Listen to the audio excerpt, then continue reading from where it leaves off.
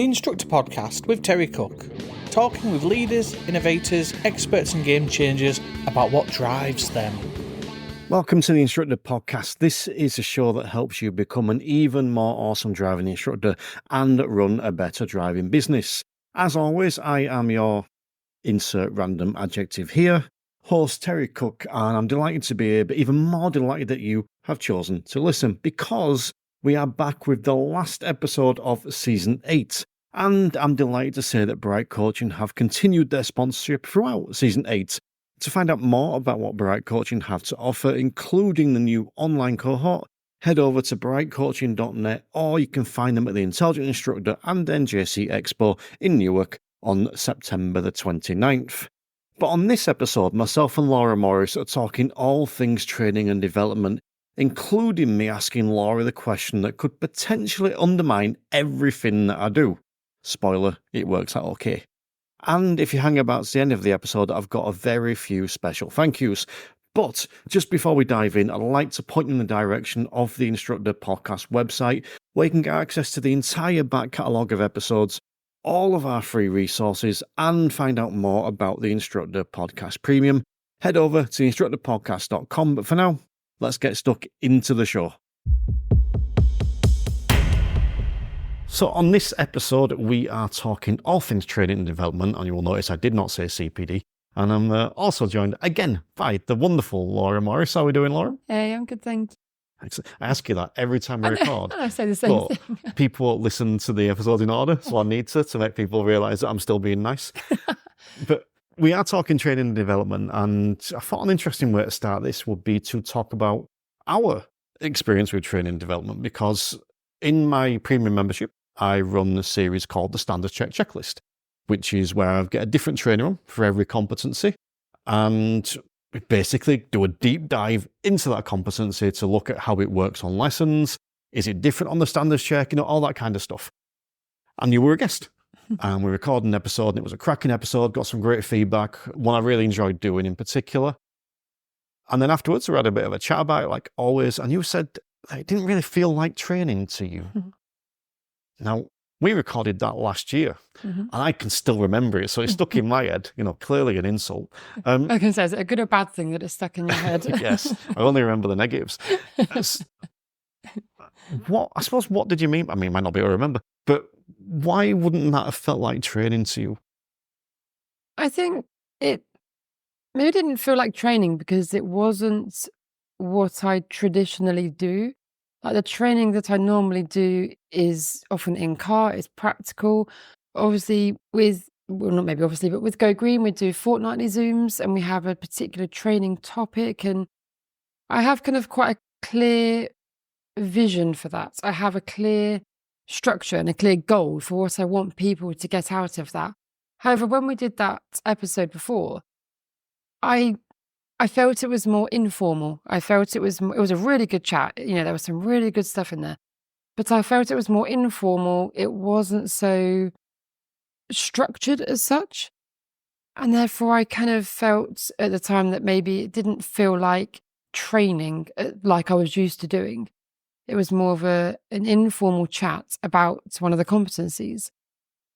And I think, looking back, you could argue that it is training. I suppose that's a question for you then. So what do you class as training? And I'm also going to go back to the beginning where you said that you didn't mention the word CPD. Why didn't you mention the word CPD? I'll do the training one first because I'm a massive believer that beauty is in the eye of the beholder. And I think the same applies to training or CPD or personal development, or whatever we want to call it, because I get a lot from that type of training. If I listen to a podcast, and I listen to all my own because I want to hear what the guest says. When we record these, yes, I'm listening to what you say, but there's also an element of my brain's still over here thinking about the podcast, thinking about the structure, thinking, all this kind of stuff. So I don't take it all in the same way. When I edit it, I'm editing it. I'm not listening to the actual show. So when the recording is done, I always listen back because I'm really keen to hear from a listener's perspective what the guest and sometimes charismatic host has to say. And I get more from those type of listens, watches than I do from a structured, formal presentation. So when we talk about what training is, I think you kind of touched on this, you can label anything training, but it's what works for the individual. And I know there's the whole thing now of that learning styles are a myth and all that. And that's probably been proven, and I'm going against the grain maybe saying this, but I think of them as learning preferences. If you sit me down in front of a computer and tell me to watch a 2-hour presentation, I'm not. Just not. If I ever go on a Zoom presentation, my screen is almost always off. And the reason it's off is because I've got my headphones in walking about. Because I don't care what's on the screen usually. Because 9 times out of 10, it's just it's what the person is saying written down. I want to listen to what the person's saying. So I will have my headphones in, walking around, listening to that, making notes, all this kind of stuff. So for me, it's what's right for the person. And like when you said there about informal, I think that's a really good word for it. But I think you mentioned like it didn't feel like there's a structure. I joked about this on an episode the other day. Every episode I do is structured, but it's designed in such a way so that it doesn't feel it. It's not intended to feel, right, now we're going to talk about this, now we're going to talk about this. And that there are times I'll do recordings. I don't think yours was one, admittedly, but I did have one of these recently where I will have like a series of notes and it's all stuff I'd like to cover, but I'm prepared for it to go out the window. And it sometimes does. And I asked the guest the first question, and their answer to that first question made me completely just ditch everything else I'd like to talk about. Because like, this is more important. This is what we're talking about. Completely changed it. So that episode, the hour I'd spent making notes for it, well, that hour is now wasted. So in a way. So I think a lot of it, I go back to what I said, beauty is in the eye of the beholder. I know what I enjoy and what I will learn more and better from, and other people that will learn different ways. And I think that's it. So I'll come back to CPD in a minute, but does that make sense? Anything you want to come back on that? No, it does make sense. Like you say, whatever training you do has got to work for you. And I think it's almost a bit of a label, isn't it? The word training. Anything can be training. There's so many things, and we'll come on to that, but there's so many different things that can be considered training. But it's ultimately what works for an individual. Yeah. I sometimes regret calling the Instructor Podcast the Instructor Podcast. I don't know what else would have called it, Driving Instructor Radio, or I don't know. But because it's labelled a podcast. And I think because it's labelled a podcast, it almost diminishes it a little bit because it's not always viewed as CPD, training, whatever label we're using. It's just a podcast. And it's the same content that you will find, well, better in many examples, content you will find elsewhere. It's just in a podcast format. And I think I almost regret calling it that. Mm-hmm. I think if I was to go back and start again, I would give it a different name, like Driving Instructors Division 0. No, it's not called Driving Instructors Division 0 podcast. It's just Driving Instructors Division 0. So that is available in podcast form. So it's just that. But yeah, anything can be labelled trading, I think. And I look back, I hope you don't mind me saying this. I did a Zoom for Go Green recently.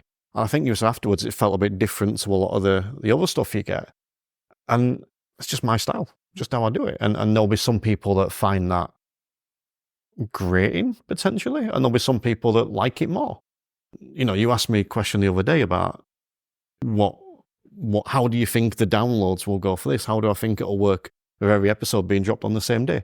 And the answer is the same answer for everything. Some people will love it. Some people hate it. Some people will be in the middle. But you also asked me about CPD. I'm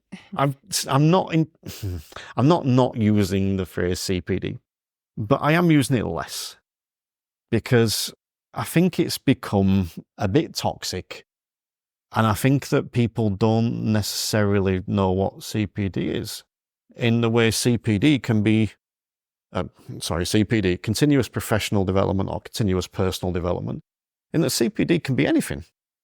But the way it's put across, I think because of the way some trainers talk about it and because of the way the DVSA talk about it, I think it's it's become a bit toxic. It's seen as something you have to pay for or something you have to do because the DVSA says so. And you go for your standards check and they're like, if you said about what CPD did, you know, I think it's become a bit toxic like that. So I think I've just started calling it training and development. I stopped using the letter P for a while because I'm like, all right, we're talking personal or professional. Let's just call it continuous development, you know, and I think that's why. Do you think it's become a bit toxic? Yeah, I agree with everything you're saying there. I think that exactly like you said, it kind of almost seems like it's something you have to do rather than something that you want to do because you want to do it. Now, I know the DVSA recently have been sending emails sort of telling you how you can record your CPD and things like that. And it just becomes a chore rather than something that you want to do. And I think it's important, you know, people aren't going to buy into training unless it's something they want to do or are genuinely interested. And sometimes as soon as you put that CPD label on it, people kind of think, oh, you know, like I say, I've got to pay for it, I've got to do whatever. And there's many, many things in terms of training and CPD that you can do without having to pay for anything. You know, there's many free forms of CPD, but we'll come on to that. I think as we're recording this, Lee Sperry has recently done 3 nights of online Zoom sessions. And I couldn't attend it, mainly because I'm doing this. But that's what I like to see, something a little bit out of the box. You know, when I created the Meganar, which was 3 hours of content with 9 different speakers and very little, if anything, around standard check training. And that was a complete challenge. It was logistics around that, getting people in and out and all this kind of stuff was a challenge. And I see Lee Sperry do this, and it just shows us there's different things out there. And I think the thing I would say, and genuinely interested in your thoughts on this, I don't even think it matters if you take anything from it. Because if I came to, let's say you did a workshop that I came to, and I just sat there and I'm like, well, it's well presented and the stuff on there's right, but there's nothing I don't know. That's not necessarily a bad thing. It just means that I didn't get anything from that thing. Now, all right, maybe that wouldn't have been the best way I've invested that money, but not a problem. I just haven't learned anything from that one. I'll go to a different one. That's an interesting thought that you've got there. When you first said that just now, I kind of thought, well, if you're not taking anything from it, then, you know, that's not a, you know, I think you have to take something away from training. But like you said, actually, if you've attended and you knew the content, you knew the stuff and you're happy, actually, like that's not a bad thing. It just confirms that you knew what you already know. I think also it doesn't have to be the content that you take away. Let's say, I don't know, let's say one of the recent workshops we did was about the business side of being a driving instructor. And let's say you watched all the content, but actually you're doing all of those things and you're happy with that and you didn't take anything away from the content. But you could also be looking at the way it's presented. You could be looking at the trainer. It could be a workshop that you're doing. It could be training that you're having one-to-one. It could be anything where a trainer is presenting something, whether that's online, whether that's in person. And actually, you don't have to look at the content. Look at the trainer. Are they presenting that in a way that works for you? What do you like about their style? You know, what don't you like about their style? Is there anything that you could bring into your lessons based on that? A bit like we did an episode a short while ago with yourself, where you said about road safety, and you said a question was, who made that situation safe? And I love that. And actually, out of everything we've done over the last couple of days, I'm taking it into my lessons. I love that phrase. So it's not necessarily the content that you might take away. It might be the way the trainer presents. It might be the way they talk, the way they just pause and allow the people who are listening to respond or give them time to think or whatever it might be. So look at the trainer just as much as maybe the content. And that can be really powerful because that might influence your own style. And it might, I'm not saying you have to change who you are, but it might just give you some food for thought in terms of how you come across as well. I think that's some really good points. And particularly the point you said about what you've taken away as kind of that question, who made that safe? Well, we've been recording for hours. So does that mean the others weren't useful? Of course it doesn't. Well, I'm putting words in your mouth. No, absolutely. Everything we've done has been useful. I've taken things away. I think sometimes just certain things stick in your brain, and sometimes I take things away and I process them, and over the next few days I probably think about things and think, oh, that was a good point, I'll take that. But there's sometimes things just get me, and just that question was just like, oh, okay, I really like that. That really stuck in my brain. And that was something that I'll take away. I'll take into my lessons. I'll talk to my PDIs and we'll talk about that and add some context to that. And I really did like that. But like you say, that's not to say that everything else we've done hasn't been useful. And actually, maybe a little bit off topic, but actually also just listening to the way you present yourself and listening to the way you manage the podcast and you manage the episodes that we're doing and how you structure it, how you take pauses or whatever it might be.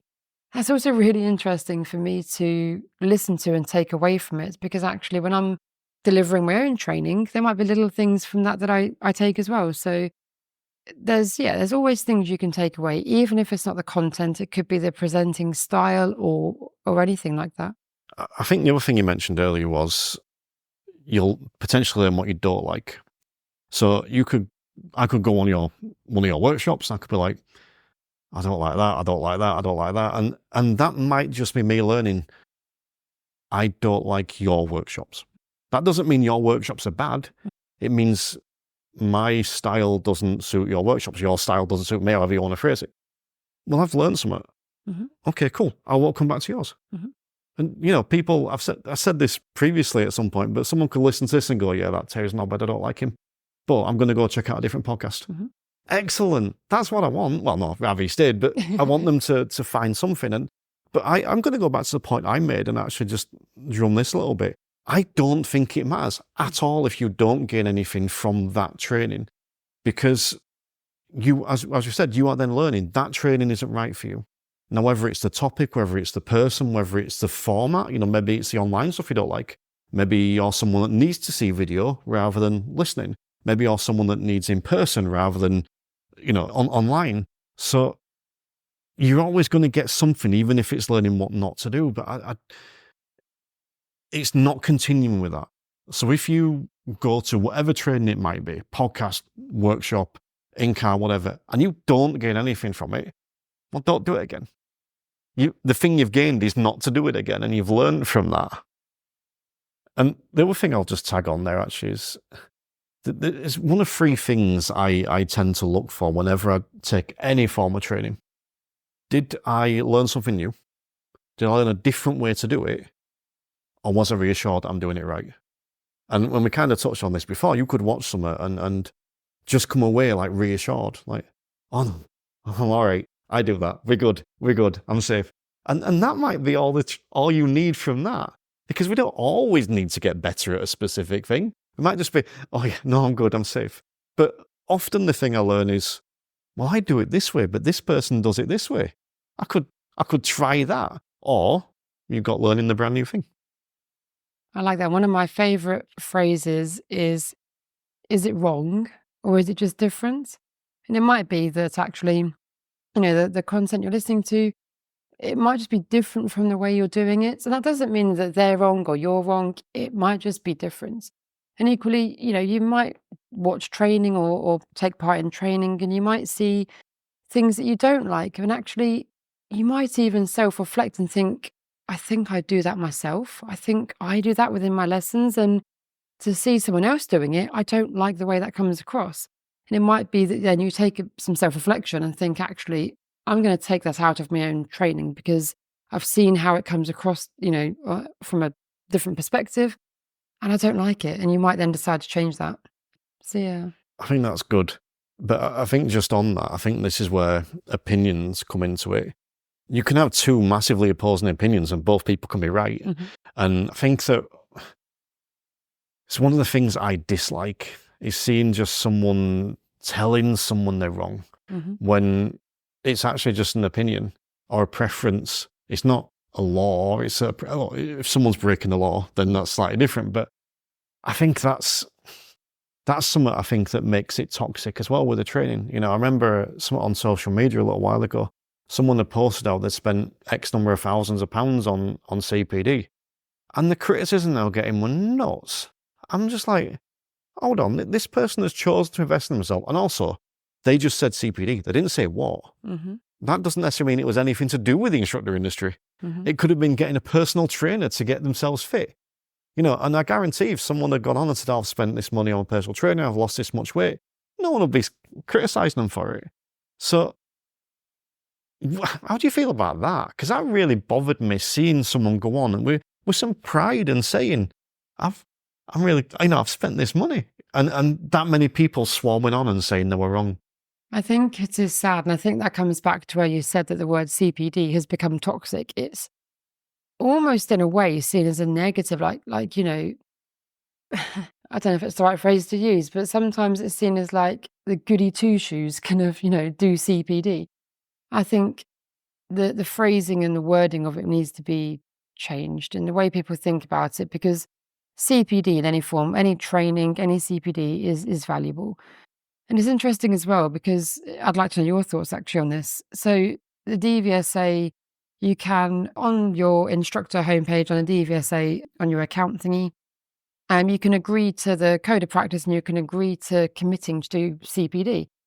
And they recommend 7 hours of training, 7 hours of CPD per year. Do you think 7 hours of CPD per year is enough or too much? Or that's the DVSA's suggestion, that you have to commit, if you want to 7 hours of CPD per year? I think it's a joke in several different ways. In terms of clarity of what they mean, because I'm pretty sure they don't mean listening to the Instructor Podcast, right? But listening to the Instructor Podcast is CPD. This is the issue. So going off what the DVSA say, on January the 1st, you could listen to 7 episodes of the Instructor Podcast and you've done your DVSA recommended CPD for the year. And so from that aspect, it's a joke. I also think that doing 7 hours of CPD a year is a joke. And look, anyone listening to this is doing a crap load more than that because they're listening to the podcast. For me, I don't even know what they mean by it. This is my problem, because do they mean attending a 7-hour workshop? I actually think, in a way, it's potentially a really clever way of doing it. For example, the Part 3 or Standards Check form that the examiners use to mark and assess your Part 3 Standards Check, obviously it's all on iPads now, but on there's a box for reflective logs. Now, the DVSA, honestly, when you take your reflective logs to your Part 3 or Standards Check, examiners don't really care that much. You might have a good examiner who does, have a quick look at your reflective logs and whatnot, but actually they're not too bothered. It doesn't mean anything. It doesn't count towards anything. It makes a good impression that you've got your reflective logs, but all it does is tick a box on your Part 3 form. You're not going to fail for not having it. But the fact that it says reflective logs makes PDIs want to do it. And I think the same with the CPD. So the DVSA is saying, are you going to commit to 7 hours of CPD per year? If you tick that box, you're supposed to fill out their form. In fact, so many people don't even know that exists. But there is a form on the DVSA site for recording your 7 hours of CPD. And you can send that off to the DVSA. But I think the fact that it doesn't specify what CPD to do leaves it open to you to go and do something, to go and find something, to go and research something. And also it then leaves it open to your own preferred method of CPD or training. There's so many different things. And in a way, if they said you had to do 7 hours of one-to-one training, I think that would put a lot of people off, because you have to pay for that. That's something you have to go and seek out. You have to find a trainer. You have to find someone who's available. And the DVSA would then probably be promoting audits. And, so actually just to keep it open and broad, you need to do 7 hours of CPD, gives you the opportunity, or makes people who have committed to it, to go and research things and to go and find different things. And actually on your search for finding some CPD, you're going to come across all sorts, which again isn't a bad thing. And naturally, hopefully, you would then be doing more than 7 hours per year. That's not even 1 hour a month, is it? That's less than an hour a month that they're recommending. I don't know who thought of the number 7. I think I agree and disagree at the same time. So I agree with what you said. I think the problem is I don't think enough people will go and research what CPD is. Mm-hmm. I think what they'll do is they'll see a trainer mention this is CPD, Mhm. and then let's say they attend an online Zoom session that's 2 hours long, potentially learn nothing from it. And that's, in this example, learn nothing from it, but go, I've done 2 hours of CPD. Mm-hmm. And it becomes a tick box exercise. Exactly. Whereas I don't know how they could phrase it otherwise, but one of the things that I do is I've got a CPD reflections tracker that I put out in my membership. So not everyone is going to get something from everything I do. They're just not. From everything anyone does, they're just not. But if you find the thing that you want to work on, whether it's an episode on the podcast, whether it's YouTube, whether it's a workshop or whatever, and you can go and implement that and then track that afterwards, how much more beneficial is that than attending a workshop that you then don't apply anything from? And that's not a criticism of anyone doing workshops, but it's a perception thing as well. So me and you can do this now. We're recording, I don't know, somewhere between 5 and 10 hours worth of audio that's going to go out. And there'll be stuff in here that people can learn and take away. You've just gave a really good example of one that you're going to use. I forgot what I said now. Who made that safe? You just give an example of something you've picked up. So we could do that. And this is free for anyone to go and listen on Spotify, whatever. Or we could create a 2-hour workshop covering exactly the same content, put it on Zoom and charge people for it and label it as CPD. And people would view it differently because we've called it something else.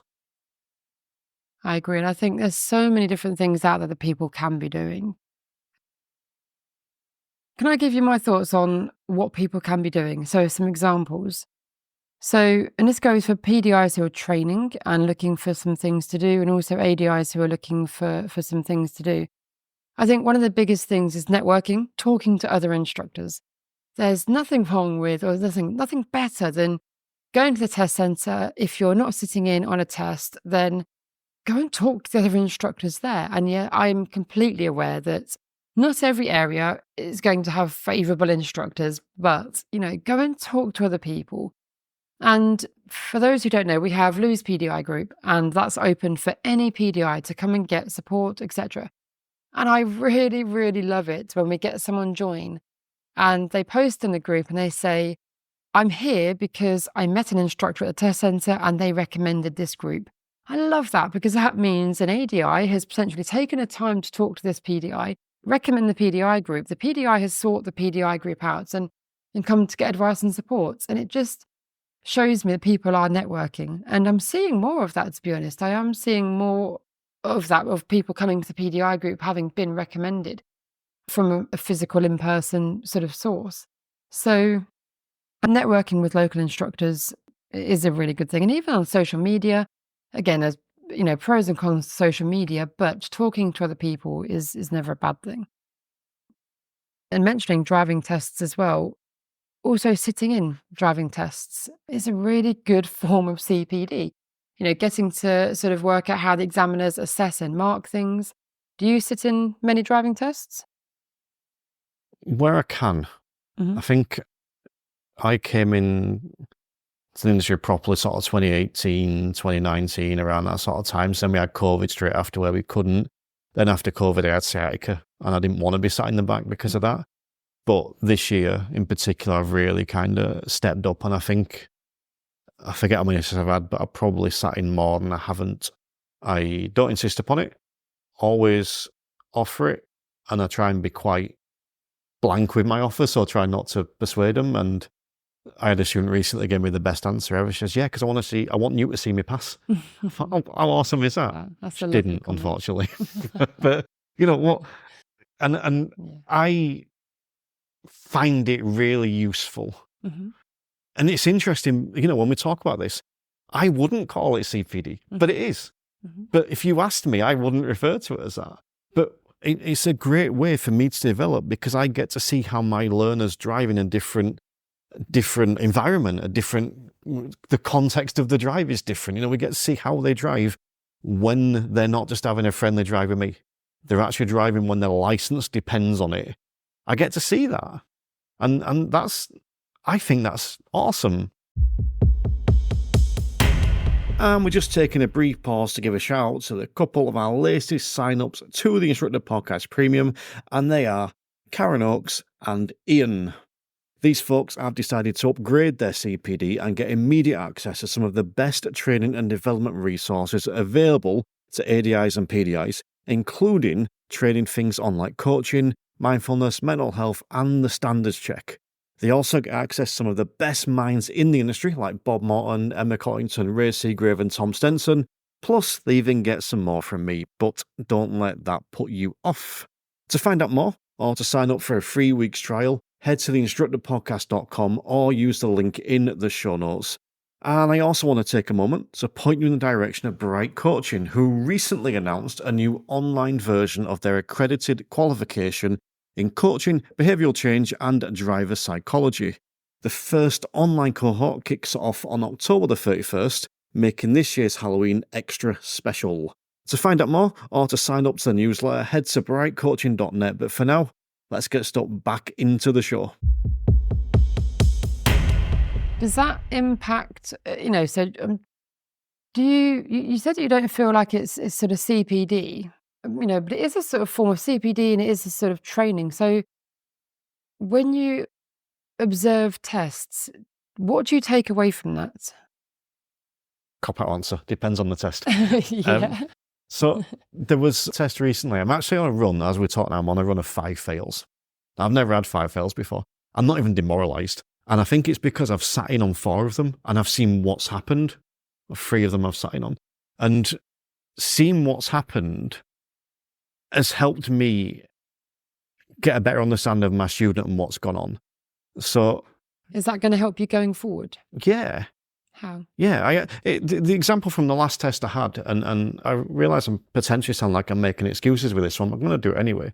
There's an autistic kid, and halfway through test, beautiful first half at drive, then randomly started just going wrong, and his focus was off of everything. I think for the second half of the test, every single time he stopped and didn't change to gear 1. And tried setting off in whatever gear was in every single time after the halfway point of the test. He wasn't focusing on anything that he needed to be doing. And we spoke about it afterwards, and he was saying that he thinks it was the autistic side of him, and he focused on one thing rather than everything. And it came down to the fact that halfway through, he said, it's because I missed that signal. And I asked him, what signal? He goes, there was a signal I missed. I'm like, you didn't. And when we looked at his test report, there's nothing on there about signals. So he thought he'd missed a signal, which then made his brain go to mush because he assumed he'd failed and spent the rest of the test panicking and just focused on one thing every time he came to anything. And I wouldn't have known that if I'd not sat in on the test. And it shows me what we now need to work on going forward. We need to work on, dealing with when things go wrong. And is it actually going wrong? And how his autism has an impact on that, because that hasn't, it has happened before, but it hasn't happened for a while. We thought we had it under control. So as for what I learned from it and how it changes some of the things I do post-test. If the student passes, it sometimes changes the way I would reflect upon that pass, because I don't think this has happened yet, but I'm sure there'll be a time where someone passes and I'm thinking he shouldn't be passing, in which case that changes the way I think of that. And there's also things that can occur where I think, I need to change the way I'm teaching. And I can't think of an example of this one, but I'm sure there has been one where I've seen a student do something and I thought, have I covered that properly? Do I cover that properly? And it makes me reflect on me more. And the more I reflect on me, the better instructor I'm going to become. And then I'm going to create better and safer learners. I love that answer. And I love that you're able to take things away from it. And you mentioned another really good thing. And so in terms of the things that you can be doing is self-reflection. Self-reflection is so, so important. And I think the DVS, they often talk about us encouraging self-reflection within our pupils. And I think it's also really good to remember that us as instructors should be self-reflecting on our own performance. And I don't think that's always done as effectively as it could be. So I really do think that self-reflection is definitely another thing on my list, if you like, of things that you could be doing, even if it is just 10 minutes at the end of the day, or, 10, 15 minutes at the end of the week, just reflecting on your lessons or reflecting on your week, or, pick a couple of good things that you were happy with and find a couple of things that you weren't so sure about, things that you maybe want to go and research or look up or change, or things that you just think, I wasn't happy with that. I'm going to make sure that doesn't happen again for whatever reason it was. So I think self-reflection is really, really important. And we don't get better unless we've self-reflected, because if you don't know that you've done something wrong until you self-reflect on something. What? Two-part question. Because there'll be people listening to this that don't really do that. They don't get that. So what do you mean when you say self-reflect, and where would you advise someone start if they're not, or they don't know where to start? I think it can be as simple as asking yourself some really simple questions, like we do with our pupils. What did I do well? What did I enjoy? What did I do well? Or what did I learn from it? What did I take away from it? And then also thinking, what didn't I like about that? What didn't I like about my own performance? Or maybe, was there anything I didn't understand? Maybe if it was training that you're self-reflecting on, or maybe it's a lesson that you've just delivered. Was there anything that I did that just didn't make sense, or my pupil didn't understand it and there was a bit of confusion? And then you could reflect on the way you were talking or the wording you used and so on. I think some really simple questions such as, what went well? What did you enjoy? What maybe weren't you so happy with? What didn't you like? What would you want to change? And what's going to be different next time? Make a goal for next time so you've got something to work towards. So next time I'm going to make sure that the wording of XYZ is clear. And actually, if you're still unsure, you might want to go and do a bit of research about that. You might want to go and look up the wording for something, or the technically correct information for something, or you might want to go and talk to another trainer or another instructor and just find out some more information. But it doesn't have to be anything crazy. It can be just really simple. And if you're ever unsure, definitely talk to other people and just share your thoughts. And they might have their own thoughts as well. And you might think, oh, actually, I didn't think about it like that. So hearing someone else's perspective or reflections. So from anyone who doesn't know, my husband is an instructor. He's been an instructor for 17 years now. And I've been an instructor for about 8 years. And we are always having conversations about wording, or we're talking about a lesson. And then he might say, oh, I said XYZ to my pupil. And I might think, oh, hold on. What do you mean? How did you word that? And he's like, oh, I said this. And then we have a bit of reflection about, actually, was that the best way to word that? Or could we change that wording? So, as you can probably imagine, 2 driving instructors in one house, one of them being a trainer and one of them being an experienced ADI, it can be interesting, because my husband will openly admit that he is a bit of an old school instructor, just in the sense that he has been an instructor for a long time. He has experience. He's good at what he does. Lacks self-confidence, bless him. But he's generally a good instructor. But he trained the old way and maybe hasn't quite kept up to date with the more modern stuff. So there's always conversations going on in our house where he's mentioned something and I'll sort of think, oh, hold on a minute. How did you word that? What did you say? Why do you think that happened like that? And we have some good sort of conversations, and he'll go and take that away and put it into his lessons. And equally, he might say something and I'm thinking, oh, I didn't know that, or I didn't think about it like that, or I wouldn't have taught it like that, because he's got more experience than I have. He's been doing it twice as long as I have. So self-reflection, especially when you can bounce ideas off of someone, is really good. And that always helps. I went off on a tangent, but does that answer your question? No, that was a good monologue. I enjoyed that. Thank you. One of the things I do is, after every lesson, I'll record a voice note, and it's my reflections on that lesson. And sometimes it'll just be 60 seconds, because sometimes there's not a lot to reflect on. Because I'm quite critical. So when the lesson goes well, I'm like, oh yeah, today was good, right? That's it. When it didn't go well, it'll be like a 7-minute slagging myself off fest. But do you, sorry to interrupt you, with that voice recording, do you just send it to yourself? Do you ever listen back to those? Yeah. That's the biggest reason why I do it. So the end of the day, I listen back, and I listen to 2 things. I listen to what I say, because sometimes I can dismiss it quite quickly, because at the end of a lesson, you're almost caught up in the emotion of the lesson. But that's what you want to capture. You want to capture how you felt at the end of the lesson. So you go, okay, that was a one-off. Don't worry about that, Terry. Keep an eye on it. That was that. That was that. Oh, that's interesting. You've said that 3 times today. You need to, let's work on that. You can pick things up there. But the other thing is listening to the tone of your voice. Because I do catch myself sometimes at the end of the lesson. Sometimes I'll be talking like I am now. And other times I'm like, oh, today was hard work. And you listen to the tone of your voice. It's like, oh, wow, that lesson did not go well. Mm-hmm.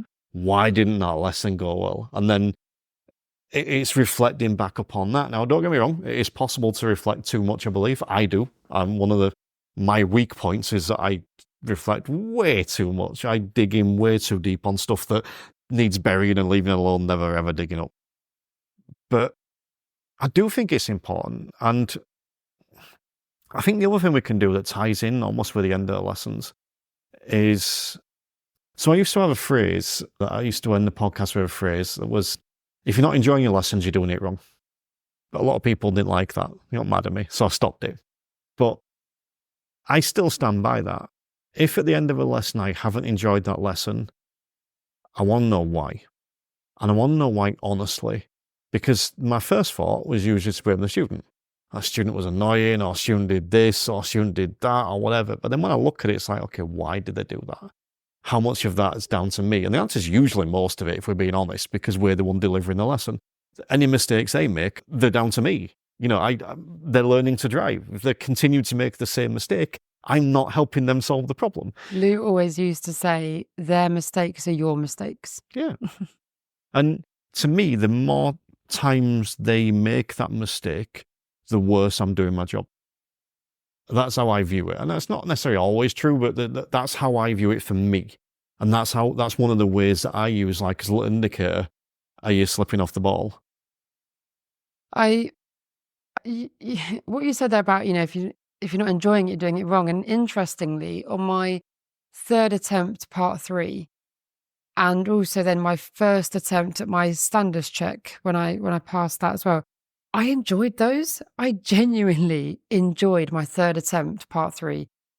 I had kind of accepted that it's either going to be a pass or a fail at this point, and it's going to be either the end of the road or the beginning of a nice career. But I enjoyed it. I loved the lesson. I enjoyed what I did. I had a good student. I had a good pupil. And I did enjoy it. And then obviously I passed that. I got a really lovely score. I then went to my first standards check 11 months later. I did a subject that I loved, and I loved doing it. I loved teaching it, and the pupil was lovely, and we had a good rapport.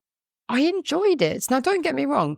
I got to the end of that standards check and thought, I have really messed this up. Like, I have done so many things wrong. I think I've passed, but it's going to be a probably low B score, but it's fine. It's a pass. And actually, I got a really lovely high score. And but I enjoyed it. Despite knowing that I'd made mistakes. Yeah, I'd made mistakes, but I did enjoy it. And I think that's important. I want to touch back on a couple of things. So I passed second time, failed my first one. I think we spoke about this on a different episode, but I failed my first one miserably. Second one I did really well. And I enjoyed my second attempt. Mm. And I can remember afterwards, the examiner, I can't remember the examiner's name, but she said, obviously I'm not a student. If I was, I felt so comfortable in your car. I'm saying obviously, I did the all-style PSTs, so I had the examiner role playing a student. And she said, I felt so comfortable in your car. You made me feel so at ease and so comfortable. And when I look back now, it's like, yeah, because I treated it like a lesson. I treated you like I treat my students. Whereas when I look back at my first attempt, I didn't treat the examiner like I treated my students. I treated her like an examiner. And I found that really reassuring that, hold on, when I act like it's my student, I'm doing better. Mm-hmm. So I must be doing something right with my students. I hear you. It's an interesting one. And I also, I'm you've gone forward, I've gone backwards actually. I want to go quickly back to your voice notes, because you said about voice noting. I just want to make a point, I suppose, especially to PDIs, because I have quite a few PDIs who do this with myself, is that at the end of a lesson, if you're unsure, if you just want to brain dump, voice note to your trainer, because actually, if they can also hear your thoughts and hear how you're feeling and hear your reflections and what was good, what maybe was bad, or what was improving, that's also really valuable for your trainer to be hearing that. So especially for PDIs, if you're a bit unsure at the end of the lesson, start a voice note, talk to your trainer, even if they're not available. That's why voice notes are great, because you can listen back to it. And if your trainer's not available at that moment, you can just send a voice note. And then your trainer is in a position to support you as well. So I love it when I get brain dumps from my PDIs between lessons. Doesn't always happen, but sometimes they're just in the middle of the day. They've done a couple of lessons. They're a bit unsure about something. They're not feeling 100%, and they just brain dump. And I love that because it helps me help them. But it's also a good way to self-reflect and to get that training. Who sends you the longest and best voice notes? You. There you go. Yeah, always. I'm possibly going to regret saying this, but I'm going to open this offer to anyone listening now. You'll need to let me know. So I have the Instructor Podcast WhatsApp channel. On there, I can record voice notes. If anyone would like me to, I'm not going to do this for every lesson, by the way, but if anyone would like me to share the occasional post-lesson voice note on there, like, not share it, like record it on there so you can listen to my own self-reflection, my own self-critique, my own self-slagging off session, let me know. And if enough people are interested, I will put that on the Instructor Podcast WhatsApp channel. I'll do 2 or 3 a week. I'll do every lesson, but I'll do 2 or 3 a week on the Instructor Podcast WhatsApp channel so you can hear how cruel I am to myself at times. And some of the stuff I struggle with, but also maybe some of the positive stuff as well. So I might regret saying that, but let me know if that's something that would be of use to you. That's really, really interesting. And I love that idea. I think I'd like to hear as well. But I've been talking about different things that, people can do in terms of, networking with other people, sitting in on driving tests and self-reflecting. And another thing that people can do, ADIs, PDIs, is go and observe other people's lessons. Go and network, go and find some, instructor friends, go and sit in their lessons and watch them. And actually, if people were going to listen to your voice notes of your lessons, of how you felt that went, that's a similar sort of thing, sort of hearing someone's thoughts on their own lessons. And people are going to listen to those voice notes and think, I'm so glad I'm not alone. I'm so glad that Terry also struggles with that, or Terry also finds that, or I think that's a really good way of doing things. I like that. So yeah, listening to Terry's post-lesson voice notes would be a really good thing if you started doing that. And generally sitting in on other people's lessons, you can take so much from that. Well, now you've said it, I might have to do it. You're going to have to do it. I want to listen to it. Do it just for me anyway. Do you follow the Instructor Podcast WhatsApp channel? I actually don't. I don't right, think well, as soon as you do, I'll start doing it. The one thing I did want to touch on briefly, because we were mentioning the part 3 in the standards check, and you said that you obviously qualified, you passed your part 3, and then you got your standards check. What did you do on your standards check, Laura? On my subject-wise? Yes. Sorry. So on my part 3, I did moving off and stopping with a test-ready pupil. And I did, on my standards check, I did parallel parking. Hold on. Hold the phone. Surely you can't do moving off and stopping with a test-ready pupil, and surely you can't do parallel parking on a part 3 or a standards check. What's going on here? Always gets that reaction. And I'm glad that you've kind of almost picked up on that. And do you know what? When I said to the examiner on my 3rd attempt, part 3, I'm going to do moving off and stopping with this pupil. And he said, okay, so where's the pupil at? Are they quite new? And also, just to note, this was pre-COVID, so we didn't have an issue with moving off and stopping and all that. And I said, well, he's got his test in a couple of weeks. And the examiner looked at me and said, sorry? And I was like, yeah, we're going to do moving off and stopping with this pupil. He's test ready. And at the time, I innocently was thinking, well, that is what I'm doing. He needs to do that. That's what we've identified as a learning need. And the examiner was like, are you sure? He literally said, I'm giving you the opportunity to kind of change your mind here. And I said, yeah, I'm sure. This is what I need to do. And I'll explain the content in a minute of the test. But at the end, the examiner actually said, I want to apologize for doubting you. And actually, I did get a pretty nice, solid, high grade A. And I was happy with that. I was over the moon with that. In terms of how I did that, that could be a whole conversation on on the whole test and everything. But in short, I actually record, and this is another thing actually that people can do if you're unsure of getting support and training. You can record your lessons. There's no reason why you can't record your lessons and send them to a trainer to observe the recorded lesson and give you feedback. And this is what I did. I recorded one of my lessons and I sent it to Lou. And Lou watched that lesson. Now, the lesson itself, I was thinking there's this issue, there's roundabout issues, there's this issues. And Lou said to me when was chatting on the phone after she'd watched my lesson, and she said, "What was the first thing that went wrong?" And I said, "Oh, the roundabouts went wrong." And she said, No. What was the first thing that went wrong in that lesson?" And I said, "Oh, the junction before that then, and his clutch controller or his indicators." And she was like, No. What was the first thing that went wrong?" I was like, I don't know. And she said, when you went to move off at the beginning, when you first went to move off from the side of the road, my pupil went to pull out in front of a van. And I thought, well, yeah. But aside from that, his issues within the lesson were roundabouts. And she was like, right, but you're actually missing a massive thing here. He tried to pull out in front of a van. I was like, yeah, that's a bit of a problem, isn't it? And long story short, Lou kind of supported me to think about how you could do moving off and stopping. So I always say that when you challenge a pupil, you can challenge them physically and you can also challenge them mentally. Or I say you challenge them practically and challenge them mentally. So it was a case of digging deeper.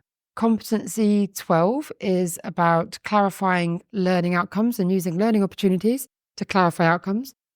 And I used that to my advantage in a way. I dug deeper. So we pulled over and we started the part 3. My pupil, I got him to pull over at the side of the road, and I made sure that we were in areas where it was going to be a little bit challenging mentally. So he really had to think about how he was going to pull off, when he was going to pull off, his timing, and his awareness of who was around him. And I made sure that we'd stopped with a big junction in our blind spot.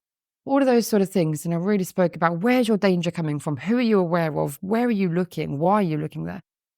And asking questions to dig deeper.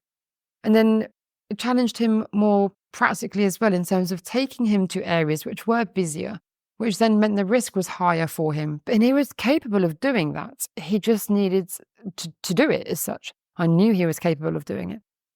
And there was even a road where we went down and there was double yellow lines all along the left-hand side. And I said to my pupil, when you're ready, when it's safe, I'd like you to pull up on the left. And he thought about it as we were driving and he said, I can't, there's double yellow lines. And I said, okay, well, I'm glad you haven't pulled up. I'm glad that you recognise that. What are your options? And he said, there's a space on the right. I said, go for it, pull up on the right. And he did. And then we had a really good conversation about pulling up on the right. And now where's your danger coming from? And we had all of that conversation. And then we had a van park in front of us. And there was a big transit van. Even myself on the passenger side, when was pulled up on the right, I couldn't see what was coming down the road. And I thought, great, learning opportunity. What are you going to do? How are you going to get us out of this mess? And if we reversed back, we were then going to be blocking the entrance and exit to an industrial bit, which was quite busy. He had to weigh up the pros and cons of reversing back, blocking this junction, moving off safely. And it just got him really thinking deeper. And it was, I enjoyed it. I really did enjoy it. And we got back at the end of the lesson and he'd taken a few things away from that in terms of challenging him mentally as well as practically. And as I said, the examiner apologised and sort of said, I'm sorry for doubting you in that sense. And like I said, I got a solid, nice high grade A score for that part 3. See, I think that's an excellent description of, and there's a lot that we can take away from that, I think, in terms of challenging the student and getting them thinking. But I'm going to put my podcast hat on for a second and ask you the question of, how can a test-ready pupil need to practice moving off and stopping? Because surely if they need to practice moving off and stopping, they're not test-ready. That's a really good question. But I think they're still on a learning journey. We all make mistakes.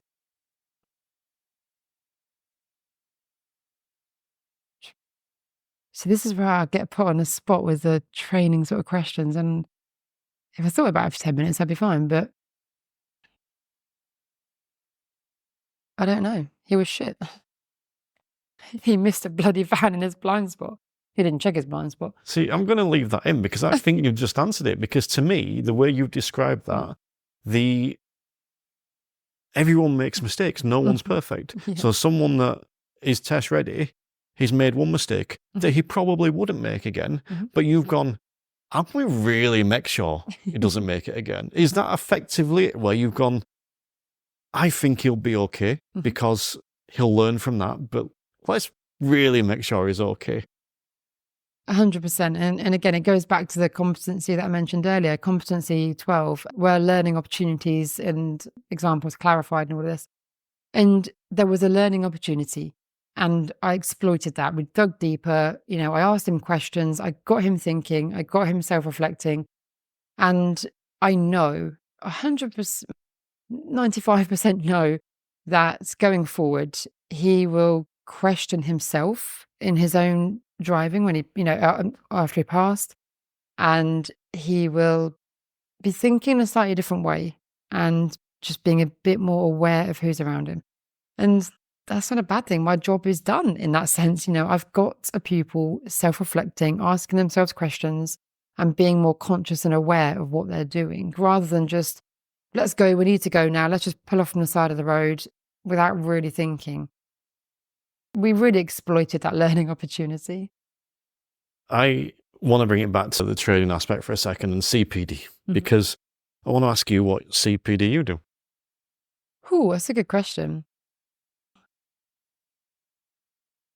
Okay, I'm going to pause on that. I'm going to go back to what we was talking about earlier in terms of what ADIs or PDIs could do in terms of their own CPD. So we said about networking, we said about sitting in on driving tests, we said about self-evaluation, watching others' lessons. We said about recording lessons and getting feedback on having lessons recorded, sending voice notes to your trainer, have your own lessons observed in the car, even if it's a PDI observing your lessons. PDIs are often seen to have less experience, which that's correct, but they are training, which means the training and knowledge they have is fresh. So even if you're an ADI, having a PDI watching your lessons is useful for them, for the PDI to see a lesson and to learn from that. But also a PDI's thoughts on your lessons, they might say, well, when I was doing my part 1, that information has actually changed from what you've said. And you might then pick up a new bit of technical information. So PDIs do have something to offer it if they're observing your lessons. And they also benefit from that as well, from observing your lessons. But yeah, having your lessons observed, getting feedback, having one-to-one training as well. If you feel like there's something specific you want to work on, some specific training, having one-to-one training is also good. Workshops, there's workshops online, there's workshops in person. Workshops are really good as well. Joining instructor associations, conferences. We're in September now. So at the end of this month, we've got the ADI NJC and Intelligent Instructor Conference on the 29th of September. Again, it's free to attend. And this is what we were talking about earlier, that training and CP doesn't have to be expensive. You can go and observe another instructor teaching and they wouldn't charge you. You can go to conferences and that's free to attend. And there's so much you can pick up. There's speakers, there's different activities, trade stands and all sorts. So conferences are really good to go to. And even rereading publications such as the ADI one, which is the Examiner's Guidelines to your Part 2, Part 3 and Standards Check and Audit Tests. Also the DT one, which is the Examiner's Guidance to Driving Tests. And just refreshing your memory on what's expected, how it's assessed, the technical information. The Highway Code, Know Your Traffic Signs, DES, so Driving Essential Skills, that's your Bible to driving. The National Standards for Driver and Rider Trainers, and also the National Standards for Driving Cars and Light Vans. And again, the national standards are very often overlooked. So if you're not aware of the national standards, please go and have a look. It's a boring read, don't get me wrong, it's really boring to read. But there are standards that we should be upholding, and we should be doing and upholding and promoting. So if you're not aware of the national standards for driver and rider trainers and the national standards for driving cars and light vans, please go and have a look at that. And that's your CPD for this week. So there's many things that people can do. I'm also going to mention podcasts because podcasts are a really, really good form of CPD as well, as I'm sure Terry will agree. I was waiting for that bit. I put that last and I put that in capital letters on my notes and I was like, yep, podcasts. And Go on. I just think that's a kind of, I mean, it's not an exhaustive list, but No, it's not fairly at all. comprehensive. And yeah, everything, what works for you. And one of the big things for me, and I think I would advise this to everyone, is regular small chunks and occasional big chunks. So if you listen to one podcast a week, so whether that's mine or someone else's is irrelevant. If you can listen to 1 or 2 episodes of podcast a week, you might get 1 or 2 ideas a week, or you might just keep motivated, or you might get some new information or inspiration or whatever it is. But then maybe every couple of months you attend a workshop, or you go to an online event, or you do some in-car training or whatever. So those the regular small chunks and occasional big chunks, I think works quite well. I love that. And yeah, I absolutely agree. And, your question just before was about what CPD do I do? And I think maybe I'm in a slightly different position because I train PDIs and some ADIs, and we also talk to trainers as well. So trainers who are training PDIs, we're also supporting those. And also I still teach learners. So in terms of my own CPD, I'm mindful that I need to be considering everything that I do. One thing that I love doing is just networking, talking to other people, because other people always have ideas. If I want to know something specific, I know enough trainers or ADIs or PDIs, whoever, who've got specific knowledge on specific things. The other day, for example, there was a technical, legal kind of road law kind of question. And I knew that one of my PDIs is a police officer. I knew he'd know the answer, and he did. That was my tiny bit of CPD, but that's stuck in my brain. I know that, and I'm going to take that forward for other PDIs as well. I do learn a lot from PDIs. I learn a lot about my own training style, my own teaching style. And also they teach me a lot just in terms of how they respond to me. And also when I'm observing lessons, quite often PDIs will say something and I think, oh, I like that. A bit like yourself, Terry, when you said something earlier and I thought, I like that. And, I learn a lot from them in that sense. And even local information. So often when I'm watching PDIs, I mean, most people who are listening probably know that my geography is the worst. And if I'm sitting in the back and then a PDI takes us to do a parallel park down a different road, I'm thinking, oh, I didn't know this road was here. This is a good one. I note that down because it's another place where I can use for my own learners. So I do a lot in that sense. Other things I do, this is more big stuff. I do bigger courses or things that are often not even related to driving or instructing. So about 5 or 6 years ago, before the B&E trailer test was scrapped, I did the B&E driving test. And I had no need to do it. I didn't have a need to tow a trailer. But I thought, I'm going to go and do it because why not? And it was a really good form of CPD. I genuinely really enjoyed it. Yes, it was tricky, but it felt really good to put myself back in the learner position and to really remember what it's like to be a learner. And I did learn a lot from that. So I was able to take the information and the content from that, and also to listen to how the instructor was teaching me and in the conversations we had and the differences between their teaching and what I would teach for learners or PDIs and ADIs. So that was really interesting. And then more recently, it was about 3 or 4 years ago, I did my motorbike tests. And I'll be honest, riding a motorbike has changed my life. I did it for a laugh to do my motorbike tests. I never liked bikes. I had no intention of riding bikes. Did it for a laugh, passed my bike tests, and now that is a massive part of my life. It's the only time I genuinely stop working and just purely go out, be social, ride bikes and whatnot. But actually the process to doing that, the learning, the everything that comes with that, it was frustrating because I was on the road as a learner on a bike And I knew that I knew how to ride on the road. I know how to work the road. I know how to manage the road. But then I was controlling a vehicle that I had no idea how to control. And it was really frustrating to be a learner. Not frustrating because, it was annoying to be a learner, but just because I was frustrated with myself that I couldn't pick it up quickly, or it took me a little bit longer to understand it and do it. So that was really interesting. It really put me back in the learner seats, but also to listen to the instructors. And the instructors that we had were brilliant. They are incredible. And obviously, I train PDIs as most of my work, and I know a good instructor when I see one, and they are good. They are genuinely good. So it's really lovely to see and hear the things they were saying. And quite often I was reflecting and thinking, oh, I say that. That's good. I like how that comes across. I like how that feels. That reassures me as a learner now. And also just to have a bit more empathy with my learners, because to remember what it feels like to be a learner and to have to go to the driving test centre for your own driving test, because you have to do your mod 1 and your mod 2 for your bike licence. So I had to go and do 2 tests. And to go to the test centre as a candidate was very surreal. So again, I took things away from that.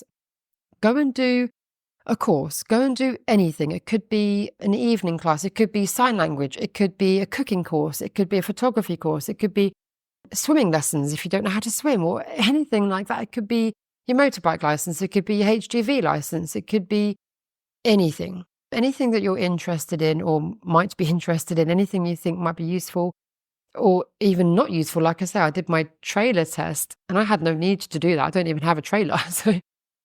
But it's a good skill to have. And I'm glad that I did it, but I had no need to. But go and do a course, not only for the content of the course, and also to feel what it's like to be a learner again, to learn a new skill, but also to listen to how the instructor or the trainer or the teacher, whoever it is training you, and what you like about that style, what you don't like about that style, and reflect on whether you do or don't do those things and whether that might change or impact or influence what you're doing. Just a bit then. Just a bit. I think, well, I've spoke a lot about some of the CPD I do in the past, so I won't go into too much detail. But the one thing I will say is I think we don't want to be afraid to look outside the industry. I think that's a big thing, because why should we be afraid to look out the industry? I get a lot of my ideas and resources and creative juices flowing by speaking to others that have nothing to do with our world. You know what? I might actually just mention, you said that you were never going to do a season 8 this year. And actually, when we came for a chat about something completely unrelated, you had that inspiration from whatever it was I said. And actually then we've ended up doing a whole nother season of podcasts. Exactly. And I go back to season 7. I wasn't going to do a road safety season. And I sat down with Les Hopkinson at the Intelligent Instructor Expo last year. And I said, no one will listen. And Les said, I will. And all it took were those 2 words for me to go, right, okay, I'll make it. Yeah. Because if he will, other people will. Mm-hmm. And sometimes it's speaking to people outside of your circle and just getting these ideas. Yes, the DVSA wants you to do 7 hours, and they probably want it to be around standards check training. Let's be honest. But doesn't mean you can't go and do this other stuff, which you can then bring into your world. And the better a person you are, the better ADI you're going to become as a result, because you're just going to be a nicer person. And generally, nicer people get better responses. So, yeah, quite an in-depth discussion on training and development there. Anything you want to touch on just before we wrap up on that? I don't think so. I think we've covered a lot there. It's been a good chat. It's been a good discussion. Do you want to take a moment to remind everyone where they can find you? They can find us at gogreendravinginstructortraining.co.uk for sort of training things and courses. And if you're a PDI, any PDI, regardless of who you're training with, you can get free advice and support from us at Lose PDI Group on Facebook. Excellent. Links will be in the show notes. And as always, thank you for joining me on this episode. Thank you. It's been good. So I do just want to take a moment to first of all thank Laura Morris for joining me throughout this season. It was brilliant. It was kind of a grown idea between us during a conversation. So to go down and get to spend a big chunk of time with someone as wise, I begrudge saying that, but as wise as Laura was was great, and I really enjoyed this. I'm looking forward to doing some more. So big thank you for Laura for being the first in this series of In Conversation With. So yeah, big thank you to Laura. Also want to take a moment to thank Bright Coaching, and in particular Stuart Lockery, for continuing to sponsor the show. That helps with promotion, helps it grow, helps by giving me time and energy, and I've said it before, but gives me the opportunity to sleep while I'm doing it as well, which is always nice. So big thank you to Stuart for his support as always. This is also the point where I usually tell you to go and sign up to the Instructor Podcast Premium, but I'm not going to today. Instead, I'm going to take a moment to thank the current premium members. These guys are awesome, like all of them, literally. I asked for some feedback recently. I put a survey out, and some of the feedback I got was just incredible, just to help me grow and create better content for them and interact with them better and all this kind of stuff. Just superb. There's always great comments on all the stuff I produce, and not just, oh, this is awesome, or oh, this is crap, but actual feedback as well, and genuine thoughts on the show. People talking about how they've taken stuff from it, how they've implemented it, sharing their own ideas, that kind of stuff. I love the members over there. I genuinely think, no offense to anyone else, I genuinely think we've got the best members over in the Instructor Podcast Premium membership. And the other thing they do by doing that is they give me more time to create more stuff. This is my big excitement.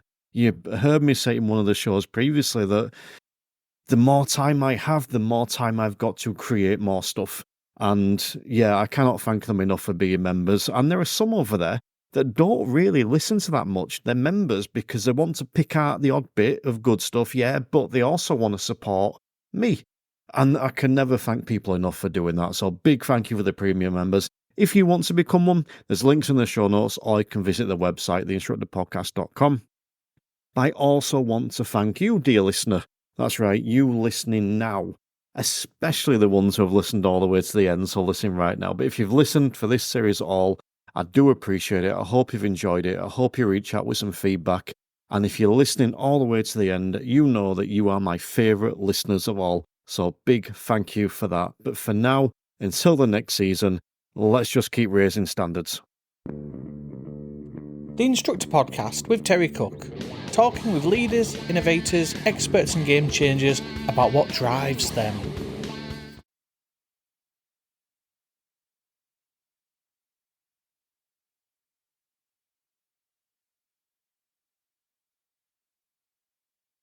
Still listening? Nothing more, I'm afraid. No witty jokes, no banter, no outtakes, nothing like that. Just a reminder to click subscribe because there'll be bonus content coming, and we'll be back with Season 9 in October. Stay safe, drive safer.